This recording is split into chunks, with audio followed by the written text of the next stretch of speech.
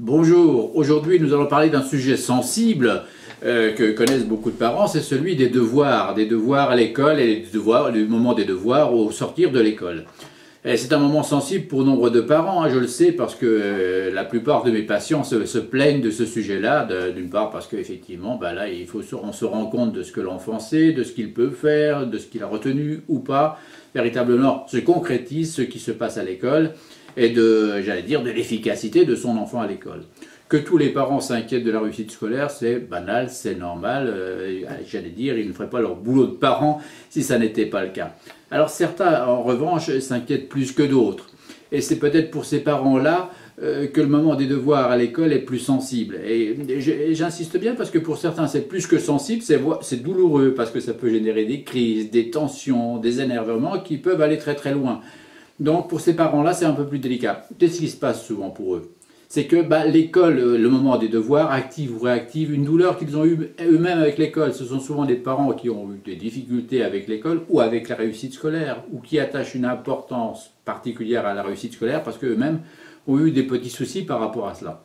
Et donc forcément, ça fait résonance à des angoisses profondes. Je vous invite à aller voir ce qu'on avait dit sur l'inconscient à ce sujet-là. Et le moment des devoirs peut être véritablement un moment très douloureux, moment de crise, moment de tension et d'énervement très très violent. Alors qu'est-ce qu'il faut faire? Eh bien, si l'on peut déléguer, il y a toujours un parent qui est plus angoissé que l'autre. Si l'autre parent est un peu moins angoissé par rapport à l'école, et s'il peut faire les devoirs, très bien. J'invite aussi le parent éventuellement à aller rencontrer l'enseignant, à discuter avec lui, parce que quelquefois des parents me disent mais à la maison il sait bien, il a bien retenu, ses leçons, tout va bien, et puis une fois qu'il est à l'école, ça ne se passe plus bien. Du coup l'enseignant ne comprend pas, il croit qu'il ne travaille pas à l'école. Dans ces cas-là, il faut aller s'expliquer avec l'enseignant. Qu'est-ce qui s'est passé dans ce cas de figure bien précis? C'est que l'enfant à l'école lui est angoissé et il peut perdre ses moyens. Donc on va en discuter avec l'enseignant.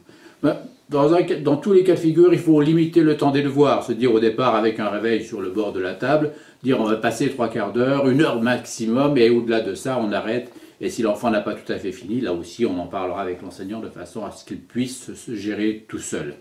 Donc, moment des devoirs, moment délicat pour tout le monde, mais je rappelle à tous les parents que l'enfant n'est pas qu'un élève, ce n'est pas qu'un élève. Il ne faut pas se concentrer uniquement sur cet aspect de sa relation avec son enfant, auquel cas ça peut envahir tout le champ des interactions, et ça peut être très pénalisant pour tous, pour l'enfant, mais aussi pour le parent. Donc prendre un petit peu de recul par rapport à cette affaire-là. Allez, on se retrouve une autre fois pour une autre chronique. Au revoir.